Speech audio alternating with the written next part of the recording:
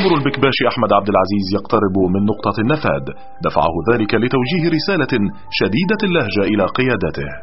حضرة صاحب العزة قائد سلاح الفرسان الملكي، قدمت طلبا للتطوع في فلسطين، وقد دارت عدة مكاتبات بخصوص تطوعي، ولكن انتظرت مدة قاربت على 3 شهور دون أن أعلم نتيجة الطلب.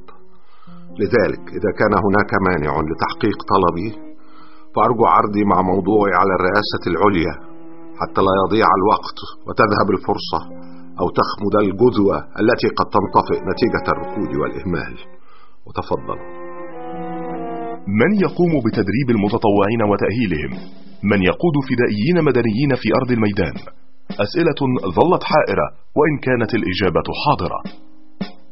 نسمح لمتطوعين من الجيوش العربية ان هم رسميا يقدموا استقالتهم من الجيش او يطلبوا احالتهم على الاستداع، والاستداع ده نوع من الاجازة المؤقتة، يعني يحق له ان يعود الى الخدمة.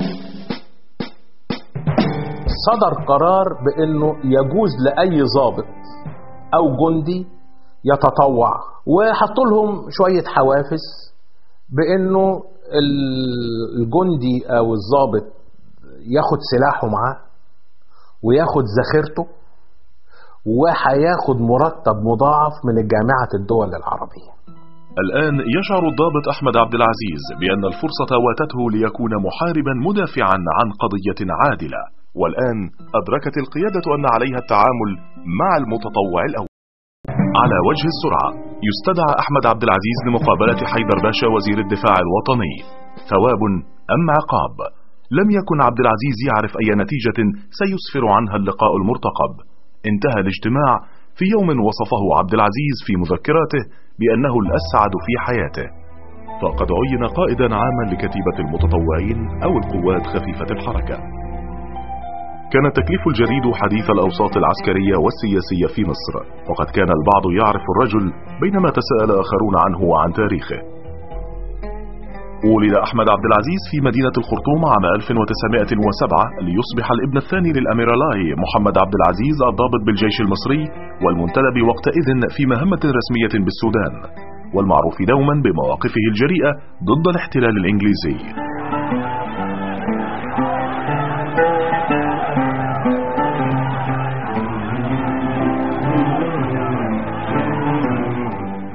نذكر ان محمد عبد العزيز سمح لأولاده الاثنين عمر وكان أكبر من أحمد ب2 وخرجوا في مظاهرات سنة 19. الطلبة كانوا يحملوا أعلام مصر، فضابط إنجليزي خد العلم من أحد الشباب المصريين ووضعه تحت أقدامه، فهجم عليه عمر واشتبك معه، فكان من الضابط أنه ضربه بالدبشك في دماغه فقضى عليه.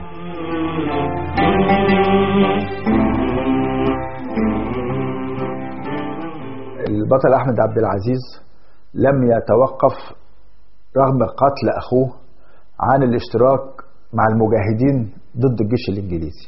كان في كباريهات للجيش الإنجليزي، فكانوا يخرجوا الضباط سكارى أو يخرجوا من الكباريه في نص الليل سكرانين، فاتفق مع صديق له لقتل أحد الضباط الإنجليز انتقاما الذي قتل أخوه، فخرجوا بالليل وتربصوا لضابط إنجليزي.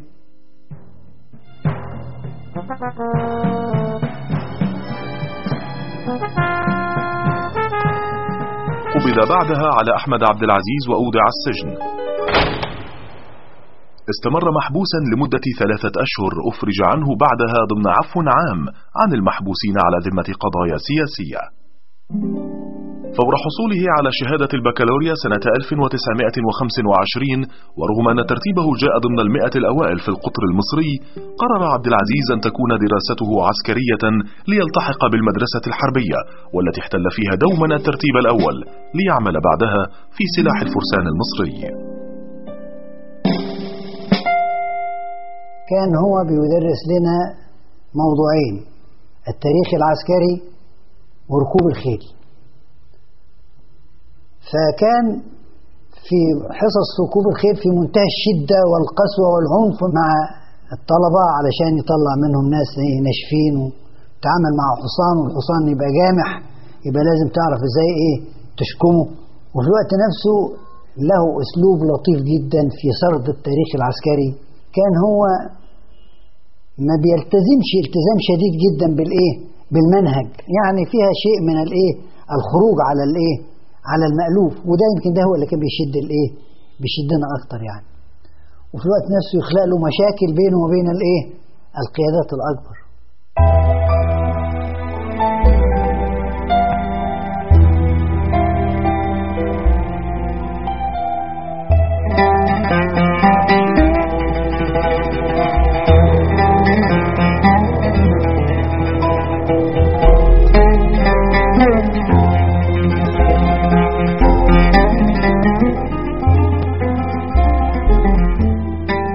البكباشا أحمد عبد العزيز قائدا عاما لكل ما هو متطوع، ليس مصريا بس ولكن على مستوى الجامعة العربية. استلم قائد قوات المتطوعين مهمته الجديدة، وأحس أن واجب الوقت هو القيام برحلة استطلاع سريعة لفلسطين، فعلها في أوائل إبريل من عام 48 قاصدا غزة وما حولها. أحمد عبد العزيز استطلع طبعا عشان يعرف الفكر العسكري اليهودي في إقامة المستعمرات في فلسطين. في هذا الوقت أحمد عبد العزيز ابتدى يكتب أول تقرير له لكي يرفعه إلى الأمين العام لجامعة الدول العربية، وصورة منها لوزير الحربية في مصر. حسب رواية كمال الدين حسين فإنه ذهب مع أحمد عبد العزيز لمقابلة الأمين العام لجامعة الدول العربية آنذاك عبد الرحمن عزام باشا في منزله بالدقي، وطلب منه إسنادا مدفعيا حسب وعد سابق له، فأبلغهما بأن مهمة قواتهما هو مجرد حرب عصابات على طريقة اضرب واهرب.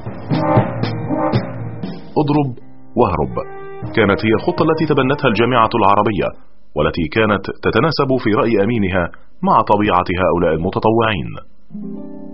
علي صديق، أبو الفتوح عفيفي، علي نعمان. عام 48 قرر هؤلاء أن ينضموا لفرقة المتطوعين المسافرة إلى فلسطين.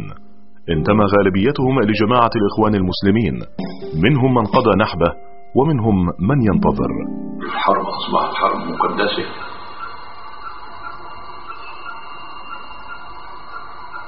وأصبح الجهاد فرض عين لا فرض كفاية. يخرج الابن القتال بدون إذن أبيه، وتقتل الزوجة القتال بدون إذن زوجها، لأن أصبح القتال فرض عين، لأن أرض المسلمين مداسة باليهود. الحقيقة أنا بلغت أمي وأبويا أن أنا رايح فلسطين. أبويا عارض، قال لا احنا عاوزينك وأنا محتاجك، أنت بتساعدني. قلت له الرزاق والله. وبعدين رحت المركز الدعام جبت اللبس، فلبست من الملابس ورحت طالع عليه، فأمي وقعت على الأرض.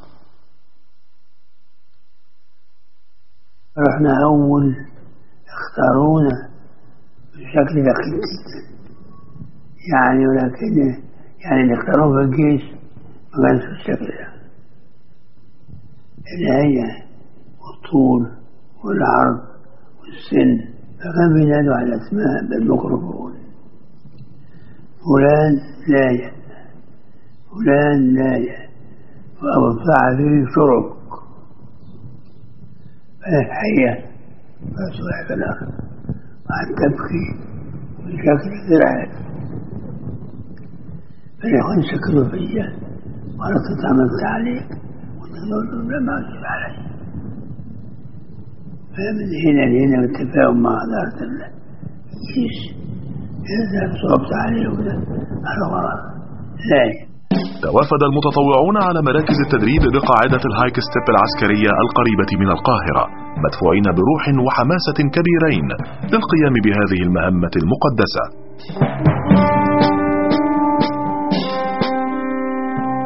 الأول من مايو إلى فلسطين تحركت كتيبة